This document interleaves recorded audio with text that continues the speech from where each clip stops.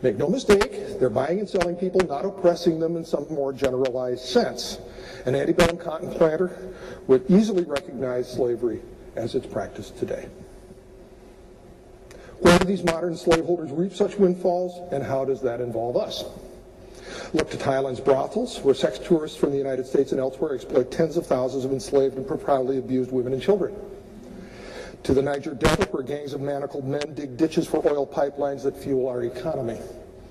To India and Pakistan, where as many as 3 million children chained to looms 16 hours a day weave the fabrics that furnish our homes and adorn our bodies. To Brazil, where armed guards force gangs of enslaved timber cutters to denude rainforests so that we can have cheap soy products, inexpensive steel smelted from charcoal, and homes decorated with attractive wooden furniture. To southern Western Africa, where gangs of enslaved men and boys dig gold and diamonds that we purchase to express our love and flaunt our affluence. To our own cities, where pimping and slaveholding have become interchangeable job descriptions, and where trafficked women from Latin America, the Philippines, and the Middle East slave as domestics who rarely escape their owners. When our pre-Civil War forebears inhaled tobacco, sugared their tea, and clothed themselves in cotton garments, they benefited directly from slaveholding. Clearly, we find ourselves in a similar predicament. If you believe that the value of human life remains constant as global populations expand, it becomes incontestable that today's slavery is just as great an abomination as was its southern predecessor, right? Right. In any worthwhile ethical system, the imperative to impose the practice should remain as compelling now as it was in Abraham Lincoln's day.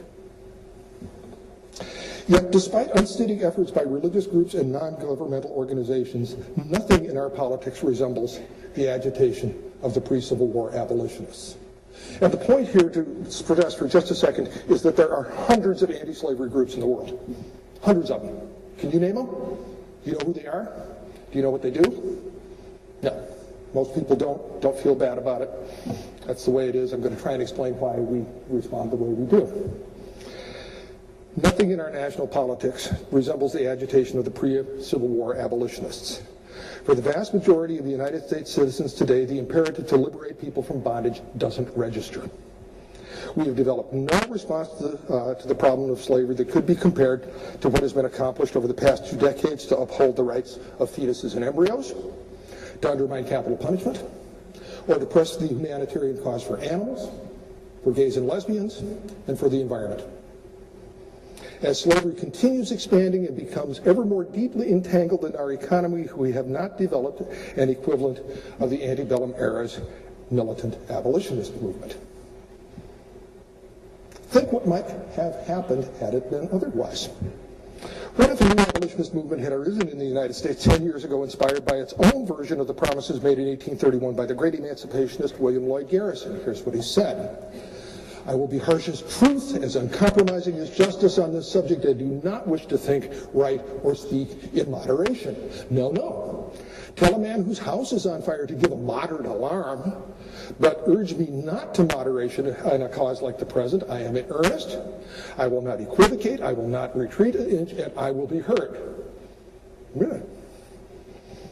The consequences of thinking this way allow us to imagine what we might be witnessing had a militant anti-slavery movement emerged in the 1990s. In face of grassroots agitation, politicians would be finding themselves pressured to take abolitionist positions. To ensure against their complicity, individuals would now be responding to exhortations to alter their personal consumption, boycott slavery-connected corporations and nations, and redesign their stock portfolios. Should do that anyway. Media outlets would be finding themselves barraged by abolitionist rhetoric and images. News services would be filled with stories of demonstrations, rescues, escapes, litigations, and popular disturbances.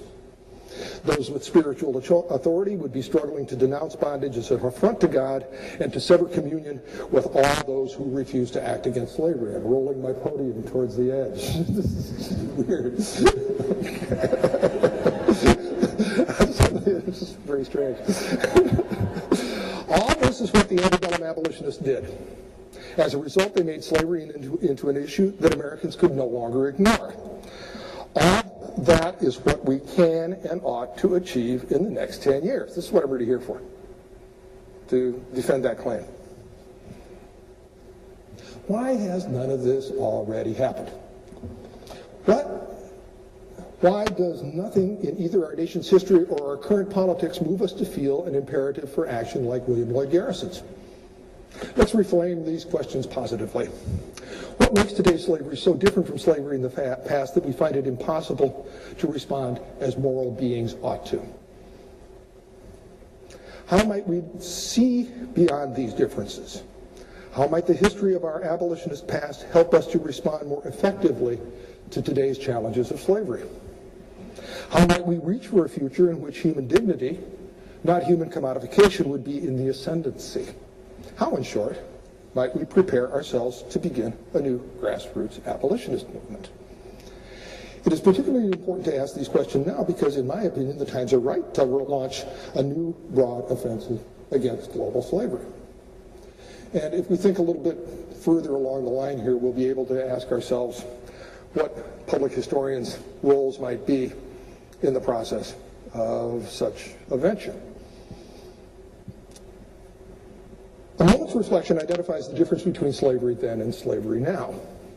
These differences are what prevent Americans from seeing human trafficking as our problem. In other words, our problems have to do with historical memory and how we produce it. In Garrison times, slavery was quite legal and quite respectable in most quarters. Though most whites living in the North remained distant from the institution, it was accessible for opponents to criticize at close range.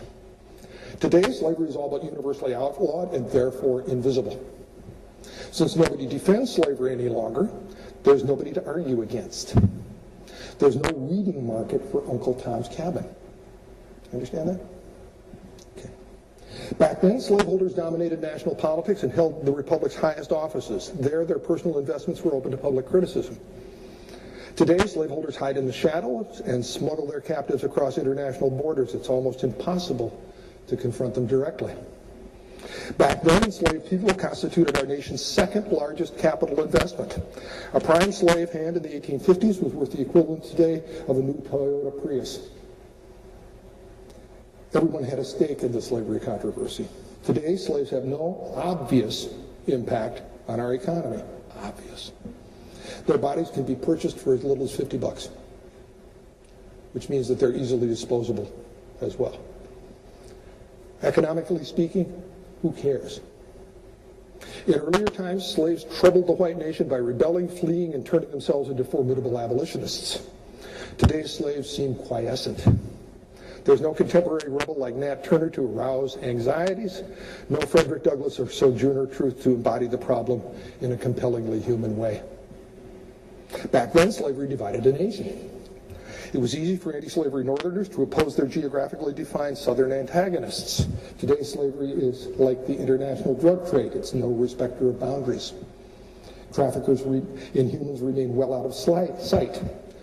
So do the people that they buy and sell. How can we assist them if we can't even see them? This single difference, visibility versus invisibility, explains more than anything else why Americans today do not consider the world's enslaved our problem. Simply put, we cannot identify today's slaves as our national past has conditioned us to do so. By their black skin color and their highly racialized presence in our population. We therefore can neither fear them nor empathize with them. We remain emotionally estranged from their oppression. Euro-Americans in particular find it easy to conclude from history, since all the enslaved were black and since all their owners were white, slavery ended almost 145 years ago. End of story.